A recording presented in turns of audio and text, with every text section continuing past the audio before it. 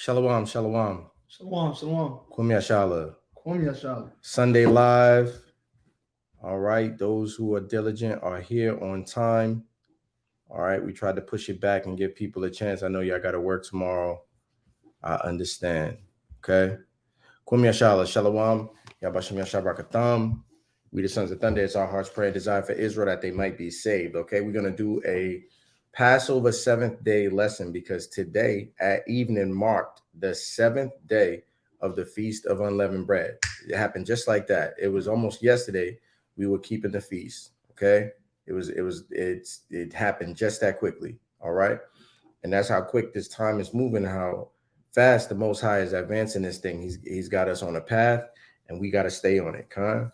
All right. I'm here with one of my captains. I got to get you a black hoodie. What we're going to do is we're just going to recap what we just observed, talk about a couple things, and then we're going to shut it down. Okay. I know y'all should be gathering together tonight. Y'all should be feasting and eating and having a good time. Okay. Go ahead and read. This book of Leviticus, chapter 23, and verse 6. And on the 15th day of the same month is the feast of unleavened bread unto the Lord. 7 days you must eat unleavened bread. I woke up this morning, somebody was criticizing us keeping this feast. I woke up this morning, somebody had a whole panel talking to one of our doctrinal brothers, stronger brothers in the doctrine, criticizing us keeping this feast. Okay, come on. In the first day, you shall have an holy convocation. You shall do no servile work therein. So that's what we did. In the first day, which was Monday at evening, we had what? We had our Passover celebration. That's right. All right, that's the first day. At evening began that first day. Tuesday at evening was the second day. Wednesday at evening, the third day. Thursday at evening, the fourth day. Friday at evening, the fifth day. Saturday at evening, the sixth day. And Sunday at evening marks the seventh day. Read on. But ye shall offer an offering made by fire unto the Lord 7 days. That was part of the criticism. Why aren't we offering an offering made by fire? It is because now Yahushua is our sacrificial lamb. That's right. Okay. He is our sacrificial lamb. He represents that which we would sacrifice to the Lord for an atonement of sin and to make us clean. He represents that. Read on. In the 7th day is an holy convocation. That's today. Read. Ye shall do no servile work therein. So you're going to take a break, but I know some of us, because of the bitterness of this captivity, we got to get up tomorrow morning, crack of dawn early and work. All right. That's what we got to do. All right. But that bitterness is why we ate the bitter herbs at the Passover, to remind us that we just not home yet. We still trying to work this thing out. We still trying to wrap our heads around keeping the commandments, being an Israelite, the criticism of the world and its people, the conflict that comes with the heartache and pain of Satan targeting you once you decide to serve the Lord. Give me Sirach chapter 2 and verse 1. Book of Sirach chapter 2 and verse 1. What the Lord said? My son, if thou come to serve the Lord, Prepare thy soul for temptation. There's nothing more true than this. This is very true. There's nothing more true than this. All right. Satan is going to target you. He's going to put you in uncomfortable situations. Then you're going to go through some heartache and pain. That's a part of this walk, man. But it's really only for the strong and for those who persevere, because the reward is unbelievable. Read on. Set thy heart aright. So it's going to be on you to set your heart aright. Come on. And constantly endure. And you got to constantly endure. No matter what happens, you got to keep a stiff upper lip. You got to keep your chin up, and you got to keep walking forward towards this kingdom that we're pursuing. Go to 2nd Esdras 7. 2nd Esdras 7. All right, just some encouragement, some words of upliftment, and some reminders on this Passover 7th day. Hallelujah. Hallelujah. Read 2nd Esdras chapter 7 and read verse 5. This book of 2nd Esdras chapter 7 and verse 5. 6. Verse 6. There is also another thing. A city is builded and set upon a broad field, and it's full of all good things. The entrance thereof is narrow. That city that's built is Zion. Right. And what we're trying to do is we're trying to enter into those 12 gates. All right, come on. And it's set in a dangerous place to fall. But it's gonna be difficult to get to this goal. It's set in a dangerous place to fall. All right, so it's gonna be difficult to get to this goal. You're gonna have obstacles, but most of all, you're gonna have your adversary, the devil, as a roaring lion, seeking to knock you off the path and present you with obstacles that you're not prepared for. It's not fun for him to give you something you prepared for, right? Because you could evade or you could handle it. It's always gonna be something you're not prepared for. And the worst part is going to be the judgments of the people, because they're going to criticize you for not handling it like an expert, even though it was the first time you've gone through something like that, or you're a novice at dealing with it. That's why you got your brothers in the camps. That's why you got your brothers and sons of thunder. We understand that, and we're going to be here for you. Read on. Like as if there were a fire on the right hand and on the left a deep water. So that's the path to this kingdom. There's a pit full of fire on the right hand and a deep sea on the left. Come on. And one only path between them both, even between the fire and the water, so small that there could be one man go there at once. And the path is only wide enough for one man to go at a time, so no one can walk you into this kingdom. You're going to have to do this thing yourself. Wives, you're going to have to do this thing yourself. Husbands, you're going to have to do this thing yourself. Y'all can help each other, but as far as when it comes to standing before the Lord, you can only justify yourself. Give me Ezekiel 14. Ezekiel 14. I'm just winging it, y'all. Ezekiel 14 and 14. Okay. Book of Ezekiel chapter 14 and verse 14. Mm-hmm. Though these three men, Noah, Daniel, and Job, were in it, they should deliver but their own souls by their righteousness, said the Lord God. See, even though that these men were in the earth, they can only deliver their own souls. You can't go in off the strength of them. You understand? So you're going to have to figure out your own way. You know, in this new year, you know, let's make better decisions than we made last year. Let's not do things out of spite. Hey, let's find it in our spirit to have the conversations we need to have and deal with people righteously, because we want to reconcile with them, not because we want to hold these grudges forever. All right. But people got to genuinely be seeking forgiveness, y'all. Y'all make an improper burden by saying that the Israelite has to forgive you or else he's wicked. No, the Israelite has to forgive someone who wants to be forgiven. Right. All right. Your neighbor has to ask your forgiveness 70 times, 7 times. He's not supposed to just harm you and tell you now deal with it. Matter of fact, I ain't going to apologize, but you got to be a proper Israelite and forgive me. That's hypocritical by nature.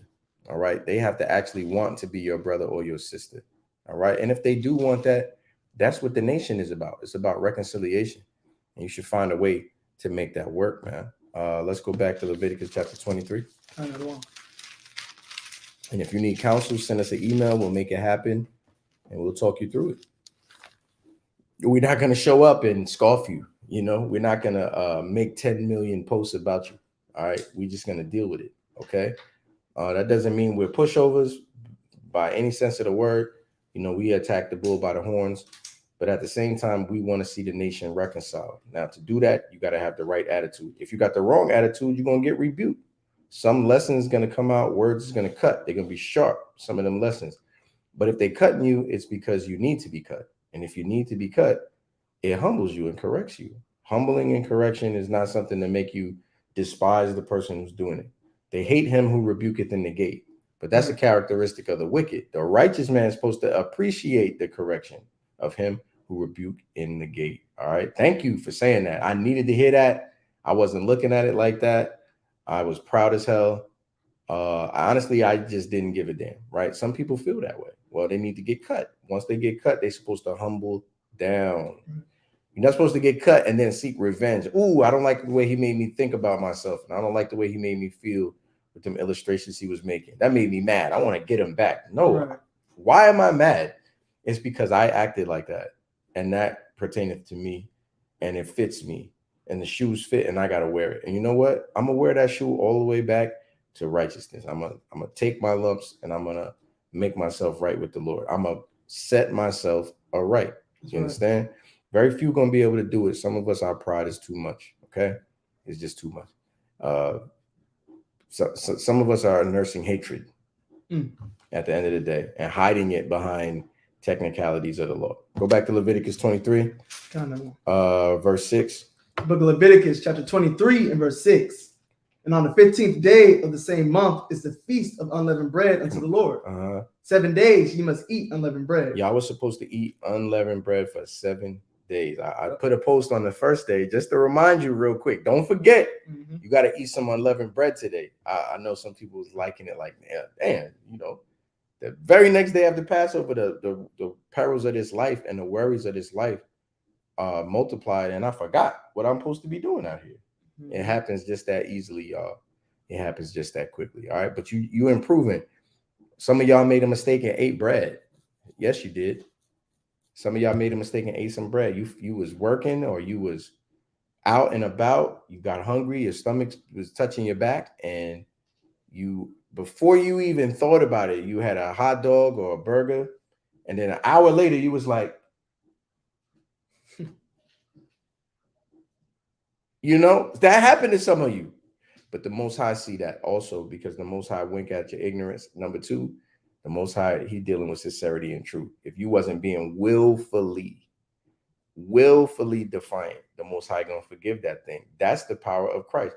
And that's the spirit we kept this Passover in. We kept this Passover in the spirit of Yahushua. That's right. We are not disciples of Moses. We are disciples of Christ. Moses is the standard bearer. He's who we look to be like. And then there's Christ who makes it possible for us to meet the standard that Moses set. Because we got to do this thing through our propitiation for sin, our perpetual sacrifice. Right? We've had a lot of conversations this week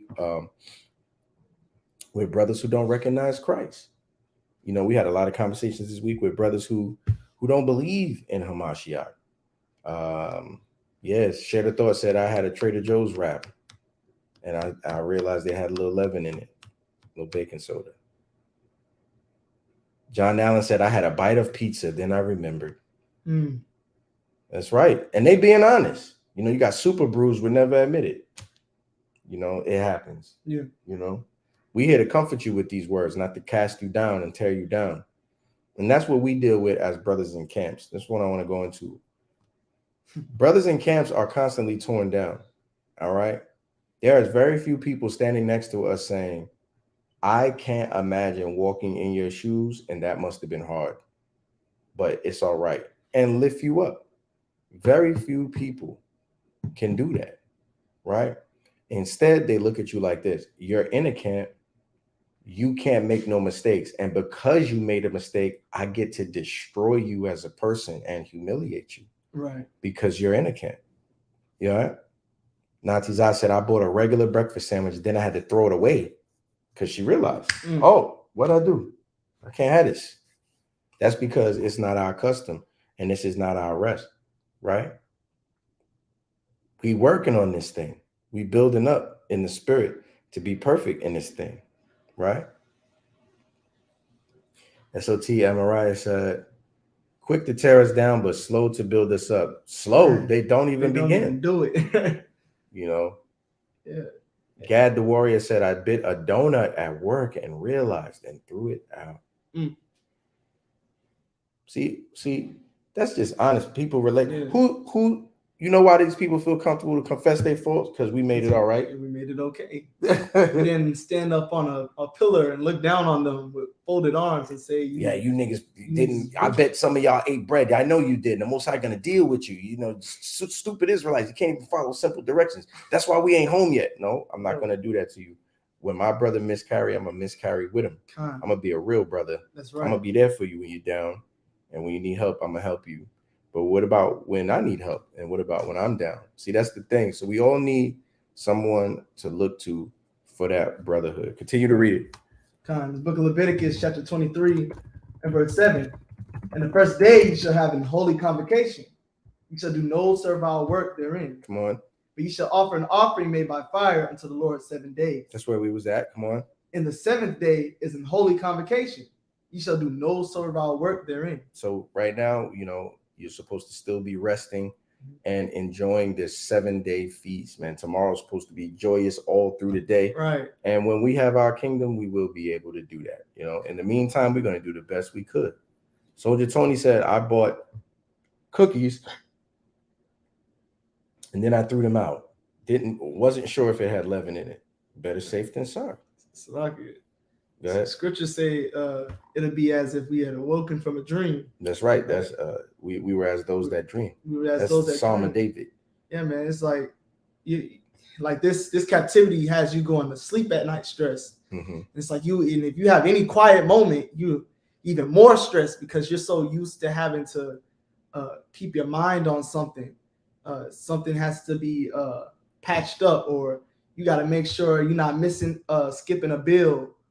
It's a lot of things in this captivity that hit you all at once. So your rest, when the scriptures say you have no rest here, that's true. Like you have no mental rest here, right? But in the kingdom, you won't have to worry about, dang, does this got leaven in it? It was the Passover. Like every marketplace in the kingdom is gonna know it was Passover. We're not selling nothing with leaven.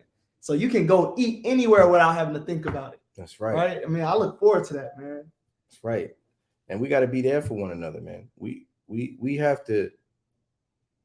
I don't want to see Passover turn into a competition, which camp do it the biggest with the best garments. Right.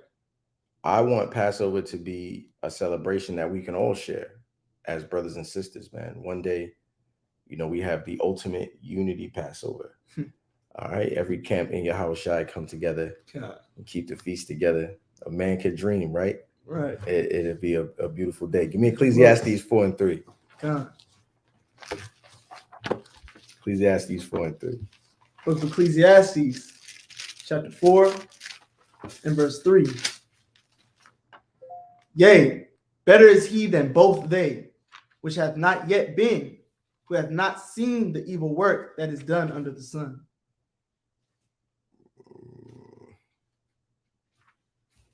Try verse. That is a good precept. That's a good precept. Go read verse 11. 9. Book of Ecclesiastes, chapter 4 and verse 9. And this is why you join a body, and this is why you be a brother. This is why you be a sister to somebody. Come on. 2 are better than 1. Now, 2 are better than 1, but don't just pick friends who say what you want to hear. Right. Your real friend is the one who's going to say something to you that you don't want to hear. People tell me stuff I don't want to hear all the time. I have more of a target on my back, right? So people is like fiending for the opportunity to correct me. I could be 2 ways. I could be like, niggas can't tell me nothing, right? Or I could say, I'm going to listen to what you're saying. And if you right, you right. But if I disagree, can we talk about it? Right. So I'm like that, right? Some people don't want to talk about it. Just accept the correction I'm giving you and take it because I said you need it. Sometimes you're going to be like, well, wait a minute now. Let's make sure that your correction is accurate. Let's go through it and let's have the conversation. Mm-hmm. When they don't want to have a conversation, it's because they don't want to defend why they're criticizing you. They just want you to submit, right? You don't need to do that. You can always have a discussion. If they don't, that's a red flag. They don't want to have a discussion. That means I have emotionally convinced myself that you are what I'm about to criticize you about. And God forbid I'm wrong about that. Right. I don't want to be cool with you. Like, I want to reserve the right to be an enemy with you, right? Those are the people that don't want to have a discussion.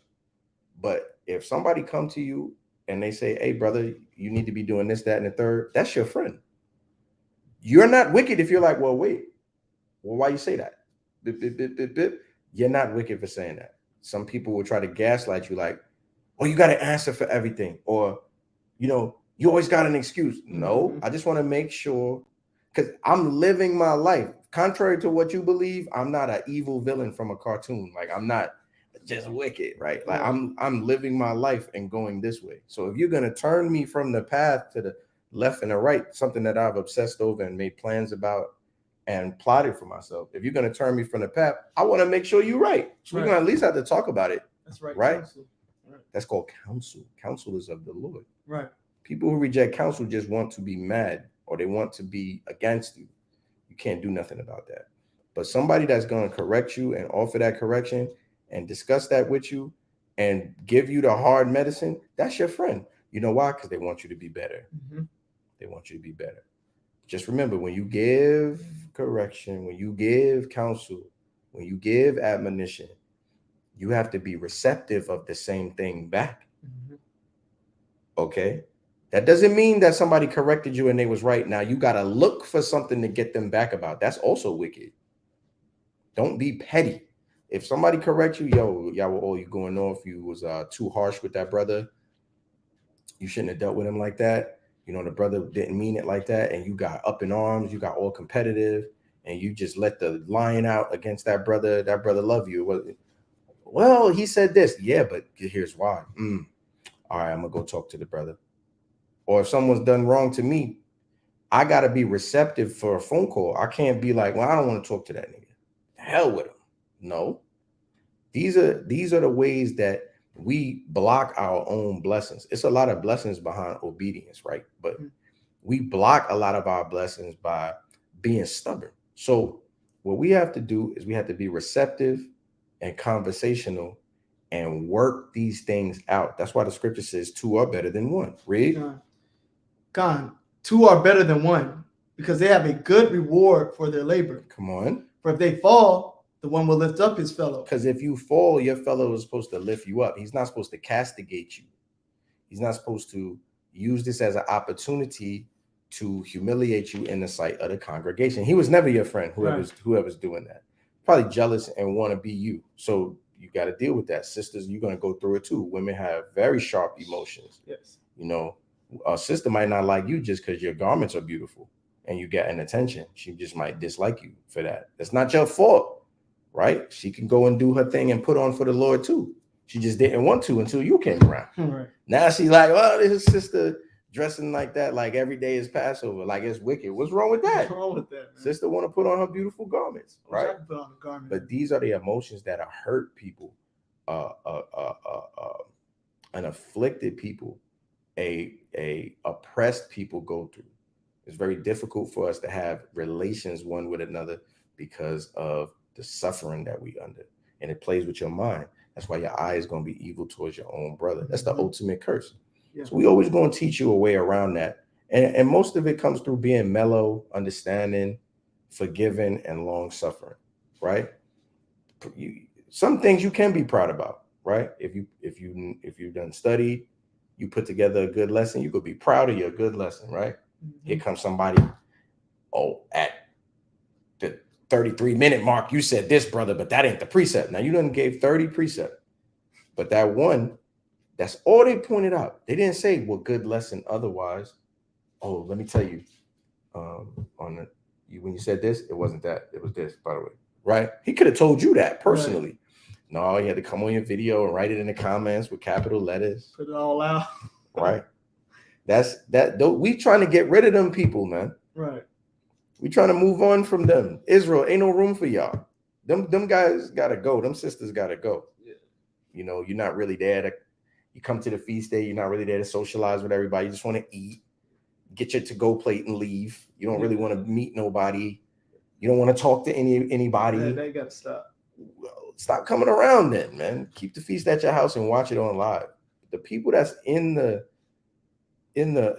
congregation and in the gathering, it needs to be some genuine love there, man.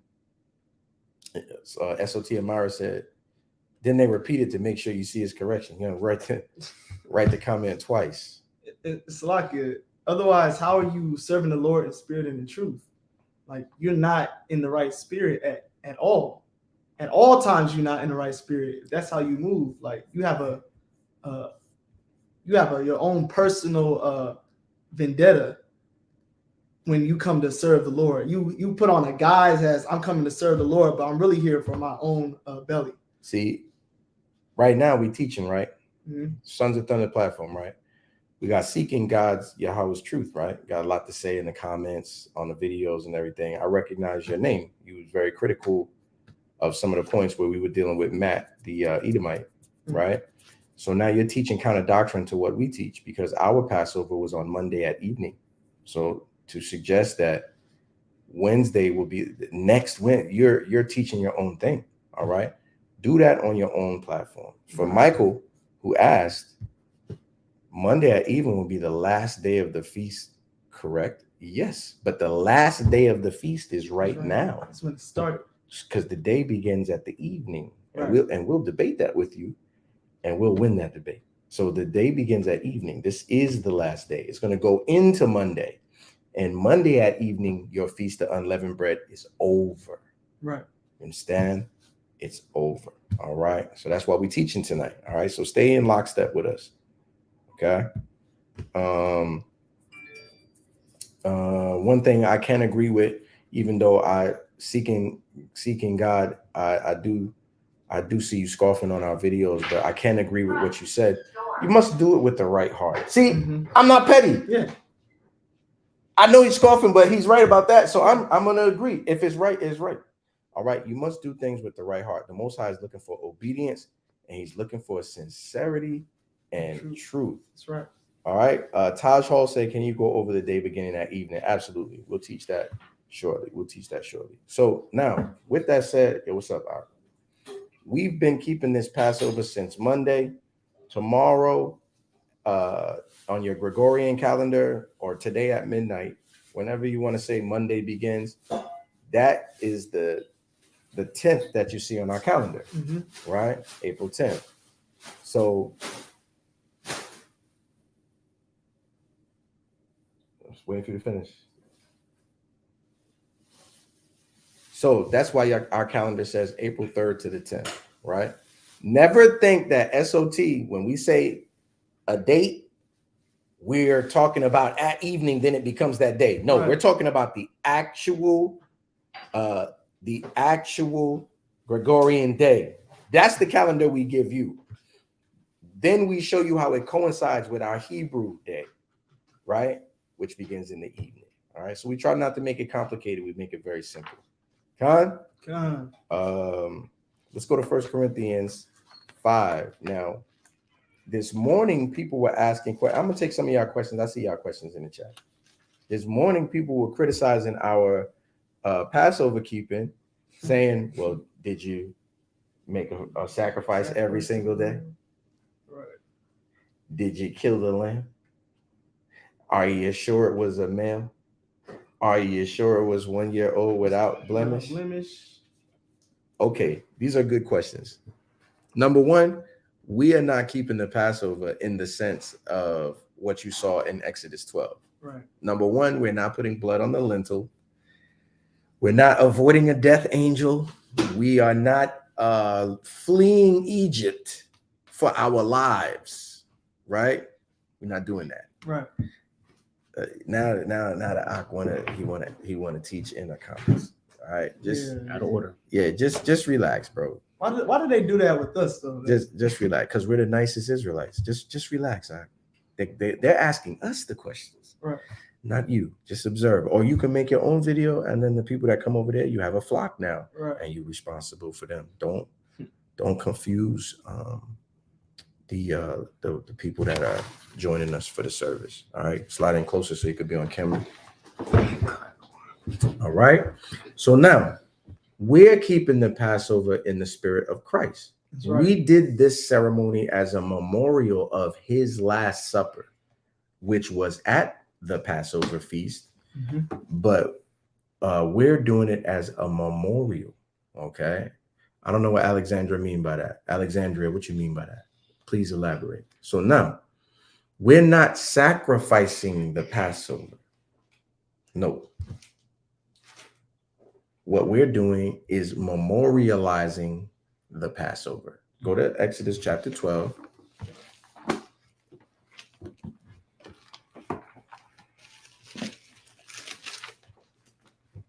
We start at No, we're going to show you Taj Hall that the day begins at evening. All right. And the reason I was so confident is because the Bible actually says it. We're going to see it. All right. But just hold 1 second. Go to Exodus 12 and give me verse 14. Okay. Let's look at Exodus chapter 12 and verse 14. Come on. And this day shall be unto you for a memorial. For a what? Memorial. So you're not going to keep the Passover like the death angel is coming. Right. And you got to roast this lamb with all of his guts inside because you don't have enough time to dress him. No, you're going to keep this day for a memorial. Go ahead. Right. And ye shall keep it a feast to the Lord throughout your generations. And you're going to keep it a feast unto the Lord throughout your generations. That's why it's called the Feast of Unleavened Bread. The Feast of Unleavened Bread is the same day as Passover. That's right. Why? Because the day begins at evening. Right. So it's all going to come together. Watch, we're going to explain. It's going to be so beautiful. Hey, we got a new member, Johanna. Hey, all praise the Most High. Welcome, man. Welcome. All right. We're going to continue to do things for our YouTube members and our Patreon members. We're going to continue to offer you things. If you get the highest Patreon tier, we're going to send you shirts and merchandise. We're just going to show you love for showing us love as we strive to serve the Most High. So we're doing this day as a memorial, right? We're not doing it as if we have the Levitical priesthood and somehow doing this is going to make us righteous with God. Right. No, what's going to make us right with God is Yahushua, or who you ignorantly call Jesus Christ. That's who's going to make us right with God. Go to 1 Corinthians 5.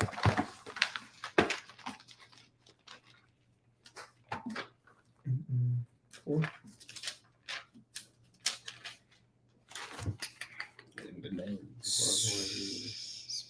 right, you can start at 4.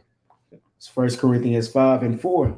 In the name of our Lord Jesus Christ, when ye are gathered together, and my spirit, with the power of our Lord Jesus Christ, to deliver such as one unto... No, that's not what we want. Go down to verse 7.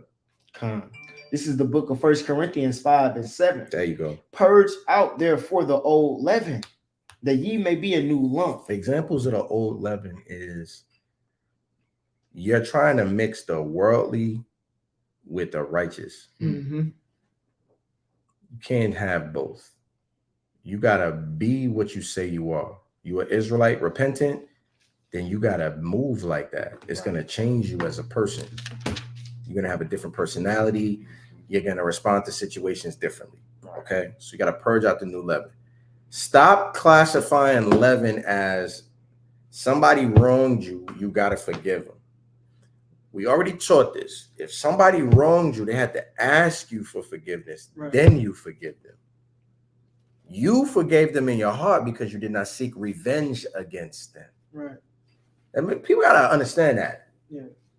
As treacherous of a wound as you laid for your brother, and Sirach tells us this, a treacherous wound will make a friend depart. He ain't dealing with you no more. Right. Because you was treacherous. You was backbiting, playing games behind his back, or interfering with his relation, family, kids. Nah. Yeah. Money. No. That's a treacherous wound because I thought you was trusted, right? Every friend gonna depart because that hurt. Because it's like, man, for you to do that to me, it hurt. Right. Okay. But the reason it's a treacherous wound is because you trying to hide your role in it. Right. You're not repentant. You're trying to hide your role in it and dress it. That's what makes it treacherous. It wasn't just, yo, we fell out. I did some things I shouldn't have did. I said some things I shouldn't have said. Right. That's not a treacherous wound, right? That's just, we did harm to one another. We violated each other, backbiting. We spoke ill of one another, or, we cast each other down in the sight of the congregation, et cetera, et cetera. A treacherous wound is you try to hide that. You did that, but then you tried to act like you ain't do that, but you did that. And you tried to dress it and make it look enough. That's a treacherous wound. And now I can't trust you because you're not repentant. Right. Somebody that's repentant gonna come to you and say, yo, my fault, bro. I was mad. I'll just be real with you. I was mad, bro. I shouldn't have come at you like that. All right. I'm sorry. Y'all should be able to shake hands. Sisters, y'all should be able to hug off that. Sis, you know, I did. You know, I was just on the phone talking and I got to talking about you and I said some things I shouldn't have said. All right. I don't even know you like that to talk about you like that. And that ain't even me. I'm emotional and I got salty and it felt good at the time to just vent like that. Right. And I said some things I shouldn't have said about you and it got back to you. And I'm gonna take ownership of that. I ain't have to say that. You know, my fault. Y'all supposed to forgive each other. That's real. Not for the sister who's just like, I'm gonna recruit these sisters and hate you with these sisters, and then come in the midst of the congregation and act like I ain't say nothing about you. That's treacherous. Not the brothers. I'm gonna get with these brothers and go in and talk about this brother's life and what he got going on and make people look at him a certain way. But then when we come around, oh, this brother did something to me. I'm the one that's really hurt. That's treacherous because, brother, come on. Yeah. So that we're not asking you to be boo-boo the fool. All right. I wanted to teach that. I was thinking about that. I'll be thinking about all my lessons. Like, what if somebody say this? Oh, you don't tell Israel to forgive everybody, but what if somebody did this? Would that make sense, Joel? Would you want to do it? Don't teach them something that you ain't willing to follow. Go in the scriptures and make sure it makes sense. I think about stuff like that. So I'm trying to make it as clear as I possibly can. If somebody actually wants your forgiveness, you're supposed to give that. Because it takes step one of somebody saying, I'm sorry. And looking you in the eye, that's a big step. It's real. A lot of people cannot do that. You know why? Because nobody ever did that to them. A lot of people come from families where your parents was always right. They punished you. They talk about you like a dog. Black people, they curse you out. They embarrass you in front of your other family members. They humiliate you. And then they tell you to get over it. Yeah. I'm your mother. Get over it. I'm your father. Get over it. I'm grandma. You'll be all right. So now what happens is you develop a callus and you think, well, so what? When I get mad and I talk about somebody, you know what they need to do? Get over it. That's you. You wasn't supposed to be treated like that. Yeah. And you're not supposed to treat nobody like that. No, people supposed to listen to you. When you're supposed to feel comfortable to confide in people. They're not supposed to take your words and smack you with it. You done opened your heart to them. Now, when y'all arguing, they bringing that up to use it against you as a weapon. That's unkind. But people do that to people, and people could have treated you like that. So then, when it's your turn, you're doing it. Everything has an origin, right? You need understanding in this walk. So, what Sons of Thunder is telling you, don't be like that. If somebody comes, is no shame in going to somebody and saying, "Yo, I'm sorry. Yeah, I should not talk about you like that." Or I'm sorry, I didn't mean to put my hands on you. Or I'm sorry, I didn't mean to be inconsiderate to you like that. Or I'm sorry, I didn't mean to blame you for that because you didn't do that, and I can't prove you did that. And I blamed you for that. And I talked about you like a dog with a lot of people, man. And I'm wrong for that. That you're not gonna, if a teacher did it, you're not gonna lose your ministry. Nobody's gonna care. It's between you and that person anyway. Be a man. Sisters, you're not gonna get excommunicated from the congregation. Yes, sis, I was talking about you. I said you be looking at all these men's faces. I did say that. To be honest with you, sis, at the moment in time, I felt like that. Right. But I was being overrighteous. It's real though. What's wrong? What? Yeah. I was being overrighteous. You know what I'm saying? I don't even know you like that to judge you like that. That's real. And I shouldn't have said that about you. You know what I'm saying? I should have been trying to be your friend and making you feel comfortable in this thing. So I'm sorry. And sis, you're not supposed to say B. I ain't trying to hear that. It's on. It's B forever. No, that's worldly. You're supposed to be saying, I respect that you apologize to me. Gotta respect it. I respect that you apologize to me. Gotta respect it. All right. That's not easy to do. It's not. It's not easy to do. It's what I'm asking you is a lot, but I believe in you. because Christ could do it, and we could do all things in Christ. That's right. Go back to 1 Corinthians 5. Read it again, verse 7. Now that we understand the leaven, go ahead. It's the book of 1 Corinthians. Salaki. This is Book of 1 Corinthians, chapter 5, and verse 7. Mhm. Purge out, therefore, the old leaven, that ye may be a new lump, as ye are unleavened. For even Christ, our Passover, is sacrificed for us. Christ is that sacrifice for 7 days. It's not us getting a lamb. That's a memorialization, us killing the lamb, eating the bread, unleavened bread with the wine, doing the ceremony, gathering the people together, sending up the prayers, giving the lesson, the brotherhood and fellowship. All of that is memorializing the Exodus and the Last Supper. The actual sacrifice is done spiritually through Christ. Right. Don't ask no Hebrew Israelite that no more. Are you sacrificing the lamb first year without blemish? Did you sacrifice it in your gates? Did not their law say you can't? Stop, because we're not doing that. Right. All right. It should be no more. And the only reason y'all asking us them questions, Christians, is because if we're correct, you're wrong. Exactly. And you don't like how that feels. You got that effeminate energy of even feeling like I'm wrong is making me angry. Right.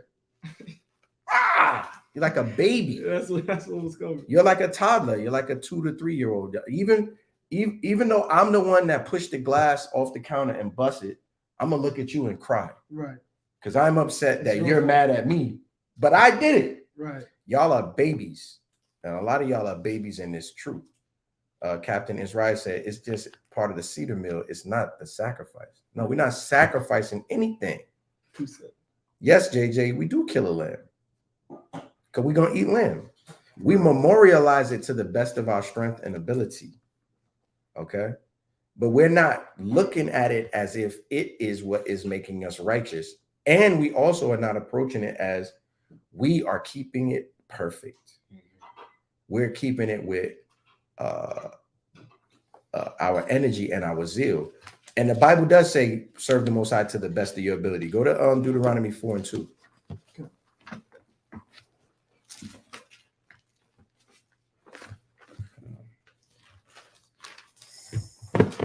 Quick on the sword. This is the book of Deuteronomy, chapter 4, and verse 2. Ye shall not add unto the word which I command you, neither shall ye diminish aught from it, that ye may keep the commandment of the Lord your God, which I command you. Now, number one, we're learning in a stammering tongue and another language. We already borderline breaking this commandment by reading this in English, because we got to do our best to bring it from the Hebrew into English. Y'all see that? Yeah. So step one, keep the commandments and don't diminish from it or add to it. Good luck making that archaic Hebrew English and keeping the sense. You got to do what? The best you can. That's why we read a KJV. Well, their opinion is irrelevant. It does not matter what they think. They got to deal with Psalms 83 and figure out how to change that. They got to get in a time machine or something. Right. Now give me 10 and 12. Deuteronomy 10 and 12. It's the book of Deuteronomy, chapter 10, verse 12. It says, and now Israel, what doeth the Lord thy God require of thee? But to fear the Lord thy God, to walk in all his ways, and to love him, and to serve the Lord thy God with all thy heart and with all thy soul. That's the best of your ability right there. Doing something with all your heart and all your soul is at the best of your ability. Right. So don't tell me that it don't say that in the Bible. Right. We're doing this to the best of our ability. We're doing it sincerely. In sincerity. Right. Not with the leaven of malice and wickedness. Right. You know what would be leaven? You keeping Passover just so you can say my Passover was better than these guys' Passover. Right. Yo, go find out what they doing. Find out what kind of things they're gonna have at their Passover. Right. What colors they wearing. Well, how long is their lesson gonna be? All right, we're gonna outdo them. They're already there. You got leaven in your Passover. Right. Shalom, Malachi says shalom to SOT. Shalom. Malchiah. Okay. Already there, you got leaven in your Passover, right? You come to the Passover like, well, I know it started at 7:45, but I got to get this dress together. I got to look like this. But the lesson's already beginning, dude. The prayers is already going up. Well, I'll get there, but I'm going to make sure that, my makeup, well, sis, you bringing leaven. Because you wasn't trying to be there for the service. You was trying to be there to be what? Seen. Yeah. All of these things we got to purge out if the Lord let us hang around till next year where we can have another Passover. Right. And then we build, we get 1% better every year. All right. I'm your brother. Yaquab told me y'all will all stop talking about how human you are. You the leader of the camp. Brothers don't want to look at you that way. You got to stop admitting your faults. So openly keep some things private, mistakes you made, because you're the leader and people look at you a certain way. You know why he told me that? Because Yaquab loved me. I believe Yaquab is my friend. So he's trying to protect me from the eyes of people that would accuse me or look down on me. I understand. Yeah. Right. But part of me being me is I keep it 1,000 with you. Right. Are you going to be my brother and let me do that? Are you going to prop me up and say, I'm only going to follow this man as long as I can believe that he's perfect and hasn't made any mistakes? Then I'll follow Sons of Thunder. Because Joel, I ain't caught him on no faults yet. But then the first time you hear somebody spread a rumor about me or say something about me, it's going to hurt you, right? You looking at it the wrong way. Instead, just focus on the education that we offering. And I'm just an unprofitable servant. I'm really of no consequence, because should I fall, another brother will stand up in my place. All right. So just keep it humble and keep your mind on the righteous and the pure things and be sincere. Okay. Right. And pray for one another, man. When we do the anointing prayer at these feast days, sometimes y'all be talking, or just sometimes y'all mind be wandering. Y'all supposed to be praying. Y'all getting anointed with oil. It's a type of baptism. Y'all supposed to be feeling purified. Y'all supposed to be saying, the Most High gonna hear me right now. And y'all supposed to be praying not for yourself, but what do we ask y'all to do? We ask y'all to pray for one another. Mm-hmm. Right? Mm-hmm. Pray for Israel. Yo, I need your prayers. Right? I got a lot going on. These brothers need your prayers. They got things going on. Would you do that? That'll cost you nothing, right? Because we pray for y'all. When we sending them prayers up, our mind is on the whole nation. That's right. All right. Okay. That's what we think about. Okay. So I didn't want to do a long lesson tonight. If brothers got precepts, let's get them. Then we're going to shut it down and let the brothers and sisters relax. Okay. We really did finish 1 Corinthians 5. All right, continue on with that. 1 Corinthians 5 and 7. It says, "Purge out therefore the old leaven, that ye may not that ye bake that ye may be a new lump, as ye are unleavened. For even Christ our Passover is sacrificed for us. Mm-hmm. Therefore, let us keep the feast, not with old leaven, neither with the leaven of malice and wickedness, but with the unleavened bread of sincerity and truth." So that's how you got to keep the feast, man. The water keep Carlos, man. Thank you, man. The water, brother. How Paul said, let us keep the feast up. Keep it with sincerity and truth. Let's keep it, right?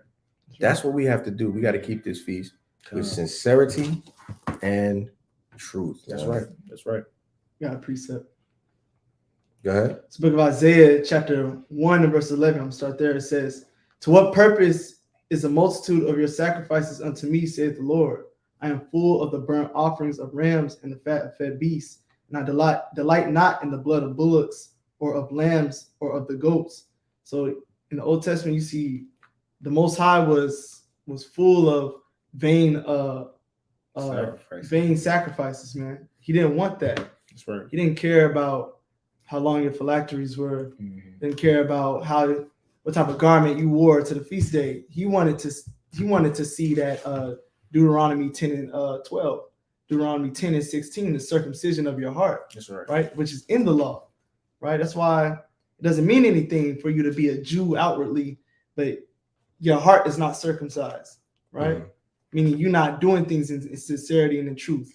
Right. You're not doing things in the spirit of Hamashiach. It doesn't mean anything. Right. Down verse 16, it says, "Wash you, make you clean, put away the evil of your doings from before mine eyes, cease to do evil." Right. And that's getting that leaven out, man. You got to cease from those evil things. Evil things is like what Adam was talking about. Those vain things that you bring to the feast days. That's the Lord's holy day. And you bring in your own desires, your own wants into the Lord's feast days, right? It's not about you, it's about the Lord, right? It's about uplifting the Most High God, right? And gathering with your brothers and sisters and all being one in the spirit of Hamashiach. That's right, man. That's right. Good precept. You got saying? All right. So with that being said, what we're gonna do is ask y'all to, all right, y'all, I made it a safe space. I made it for y'all to confess your faults. It's it's a no judgment zone. Y'all was nice. You know, I did this on unleavened bread. I ate this. I wasn't supposed. No. Now I'm about to admonish you. Don't do that again. Right. Now learn from this mistake. Right. Now next year, should we be here, you're gonna be better. That's right. And you're going to be the guiding factor to those who might walk in your footsteps of error. Like, yo, listen, on the 5th day, I forgot what I was doing. Mm-hmm. Yo, if you got to put a sticker on the refrigerator, no leaven. Right. If you got to put a reminder in your phone, remind me every single day. Remember, I know you hungry, no leaven. And just to keep it on top of your head, because you get caught up in the rigors, and it's not like we in the kingdom. It's not like we in Israel where everybody's in the Passover spirit. We come outside the tent, you know, the children is playing. Yeah, everybody came in Passover. We hugging each other. Your neighbor bringing out there going unleavened bread. She done named. Yeah. I know y'all hungry. I got some cinnamon unleavened bread. Right. Yeah, I know y'all hungry. And then later we're gonna feast later. We're gonna have some lamb kebabs with roast vegetables, and you know, I'm gonna make some hummus and some chickpea. Right. And what you gonna do? I got the fish. Yeah. Oh, you making fish? Yeah, we're gonna bake it. Oh man, I'm gonna put garlic in this unleavened bread this time. Yeah, you know, y'all are trying to remember to do it alone. You're coming outside, going amongst heathens who don't give nothing about this, eating a sub right in front of your face while barking commands towards you. Mm-hmm. Right? That's right. And then you get caught up in the rigor of the day, and then before you know it, your stomach is growling and stabbing you, and then you're like, hey, let me get a turkey cheese, mayo, oil, vinegar, salt, pepper. Put pickles. All right. And you're in a car driving home, and then you get a notification in your phone if the Most High is merciful, and it's a camp video, which triggers something in your mind. Oh no, I can't have this sandwich. And then there's some people that's not so lucky. They get all the way to the kitchen and they take that first bite, and man, this is good. Oh, right. It be like that, right? It be like that. So I don't want y'all to repeat these mistakes. So be better and be a guidance to your brother. Now I promise y'all I will teach y'all that the day starts at evening. Go to Leviticus chapter 23 and let's do the Day of Atonement and show you the Day of Atonement. Leviticus 23. Nope.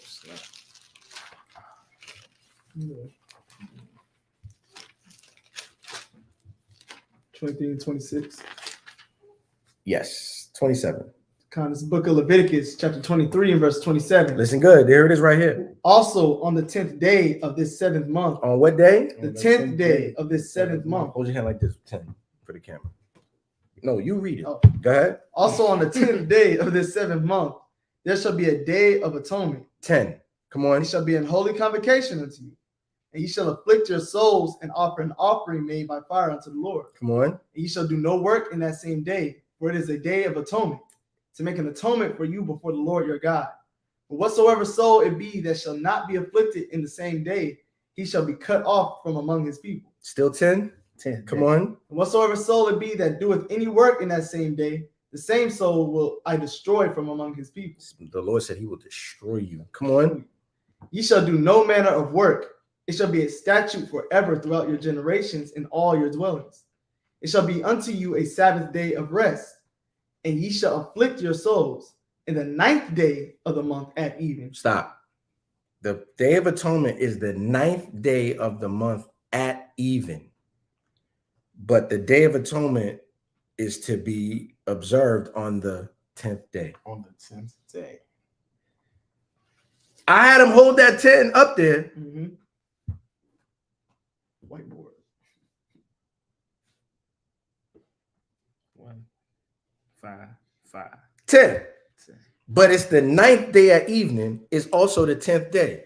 Okay. So the day begins in the evening. That's right. So the 14th day at evening, which is when your Passover begins, is the 15th day. Right. That's why the Feast of Unleavened Bread is the Passover. Luke 22:1. And if y'all don't like that, I'm sure you'll be here Friday to scoff the brothers when they have class. I'm not going to be here Friday. Brothers are going to hold it down in my absence. Go ahead. It's the book of Luke, chapter 22, and verse 1. Read. Now the feast of unleavened bread drew nigh, which is called the Passover. By Shema Mashiach. All right. There's other examples, Samson and things of that nature. But we just gonna leave it right there. Hopefully that helps you. Sister Yediah said this year was kind of hard for me. My daughter's allergic to every wheat flour, but the Most High made it where we could find different ways to keep the feast. Chickpea unleavened bread. Now look how much work and energy she put in, right? That's doing it with all your strength and all your mind. That's right. And all your soul. That's right. Right? And sincerity and truth. Man. That's real.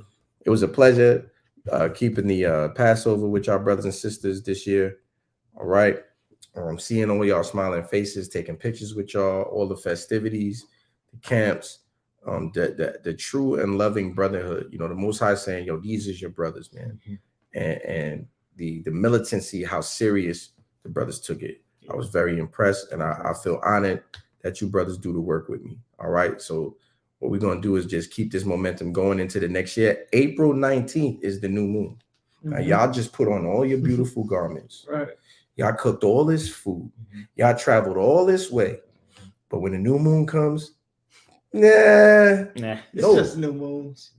You got to keep the new moon with the same vigor that y'all kept Passover. That's right. Y'all got to keep the new moon with the same vigor y'all kept Passover. April 19th. I expect to see them RSVP emails starting tonight. That's right. And we'll have you in the building as we serve the Most High and continue on striving towards perfection and moving on towards perfection, like it says in Hebrews. All right. My name is Brother Yahweh All. Brother Durab. Brother Ashiala. We the sons of thunder. It's our heart's prayer and desire for Israel that they might be saved. Shalom. Shalom.